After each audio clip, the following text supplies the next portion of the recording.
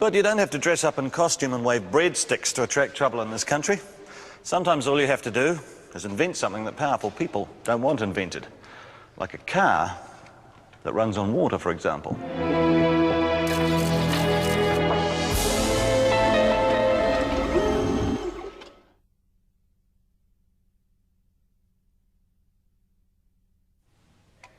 The motor car, the invention that shaped a century. The car changed our world forever. Yet even when it was new back in the 1900s, inventive minds were already searching for alternative ways to power that engine. Cheap, pollution-free fuel has always been an elusive dream. But for several Kiwi inventors, that dream turned into a nightmare. 3 separate inventors, 3 individual solutions to the same problem. Malcolm Vincent, Archie Blue and Dylan Whitford all believed they'd hit the jackpot, finding a way to make a car run on water. But each was to find his dream brought ridicule or bankruptcy or violence. June 1994, Wanganui. And for 18-year-old Dylan Whitford, it's an evening he'll never remember. I'd went out to visit a friend of mine that night and basically woke up in hospital the next day. The mystery assailants drove off and left him for dead. Dylan believes they were trying to suppress his invention. It's just a water-fueled engine, but what I was mainly working on was the electrolysis unit of the fuel cell, which converts water into hydrogen and oxygen. Just days before, the Wanganui Chronicle had broken the story of his water-powered engine. After the article in the paper, I noticed that it was being followed by a guy in a blue Mercedes for about 2 days prior to the attack. Dylan fled New Zealand and continues his work overseas. Still fearful, he only agreed to talk to us away from his home address. The idea of a hydrogen engine isn't new, but carrying the volatile gas has proved unwieldy and dangerous. While Dylan Whitford was working on a unit that could produce hydrogen from ordinary water, he wasn't the first to try it. Dylan was following in the footsteps of 2 other water power pioneers, and their work decades before also brought them grief. The 1970s saw a worldwide oil crisis, as OPEC, the oil-producing cartel, slashed production to force prices through the roof. The time was right for the inventor of a new technology to make a fortune. Enter Christchurch inventor Archie Blue, who looked set to cash in. In 1977, he was driving his Mini round the city powered by hydrogen derived from water. Daughter Nairi remembers riding it. Well, he came round one Saturday and said, "How would you like to go for a ride in the car?" And we thought, oh. And he said, "No, I've put the new motor thing in it." And we went up the Cashmere Hills and it chugged along quite well. Archie was an electrical engineer and already in his 70s when he took his invention to the Channel Islands to demonstrate it for investors who lived in the British tax haven of Guernsey.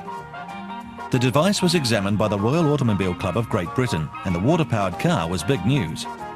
Archie patented his device in many countries and travelled to the United States to demonstrate it to potential investors there. But things went wrong. Part of his luggage went missing and they wanted demonstration straight away, so he cobbled together some sort of a demonstration model, but they couldn't get it to work properly. The demo was a disaster. Embarrassed, Archie returned to New Zealand in 1977 and never exhibited his invention again.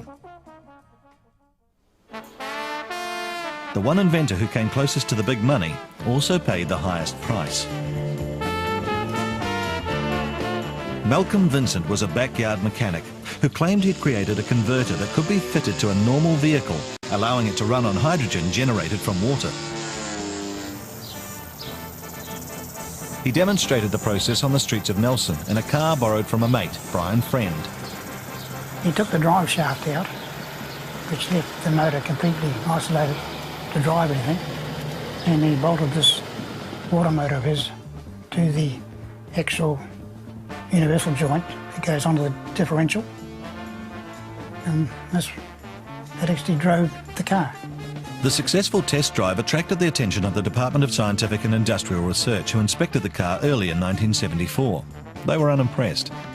he would start this engine, and as it was downhill, it didn't have any trouble moving off, but when it got to the bottom of the hill, it stopped, and he had to restart the motor. So you have to keep restarting the motor after that, because it wasn't any downhill anymore. Well, at that stage, we realised that he had nothing at all. Certainly didn't have any water engine, certainly didn't have anything, really. But that wasn't the end of the matter, as Mary Jardine, Malcolm's widow, explains. Eventually, some people by the name of the Club of Rome came over and saw us to see if we could further the invention. The Club of Rome is a global think tank, and a director, Hughie Mefford, apparently travelled from Germany to offer money, and lots of it. This is the original contract. It was signed by Hughie Mefford and Tom Staley, which is the secretary of the Club of Rome. We've got the Club of Rome seal on it. It says that $2,000 have already been paid, $8,000 to be paid on the signing hereof, $40,000 60 days after the date hereof, and $50,000 on the 30th of June, $500,000 on the day that mass production commences. Whilst we've actually received the cheques, there's either no money there or the cheques have been stopped. We're not sure which, but the cheques are in fact no good at all. We were then made bankrupt down there because of the water motor and the deal that hadn't gone through. So it was a really hard time for me and him and the children. It was quite hard.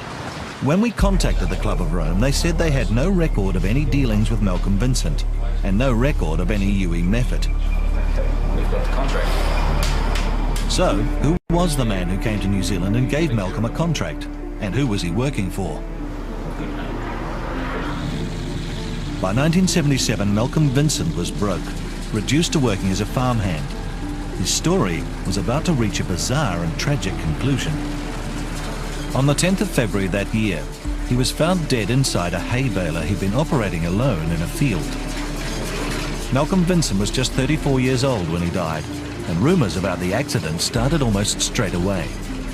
Well, I don't know. There were just press reports or paper reports or something like that at the time that people were maybe trying to get rid of him because of the idea that the petrol companies at that particular time weren't very happy with the idea. They felt that it was probably going to hurt their business, I guess. Nobody really ever did anything. Just rumours. Rumours and threats seem to surround these inventions. Dylan Whitford remembers a mysterious call to the Wanganui reporter who had written about his work. Someone had actually rung him up after the story was printed and told him that I should actually be very wary of what I'm doing and what I am saying. So did the oil companies try to suppress these inventions? Or did the car makers want the secrets of the water-powered engine for themselves? Recently, several major manufacturers have demonstrated prototype hydrogen-powered cars as the vehicles of the future, responding to the years of lobbying about the poisonous emissions of gasoline-fueled cars. The process of using water as fuel is now being seriously considered by those same scientists who for decades dismissed the idea as impossible. But if the pressure from the oil companies or vested geopolitical interests becomes too great, then I'm sure those concept cars, just like our homegrown inventions, will disappear in a puff of smoke.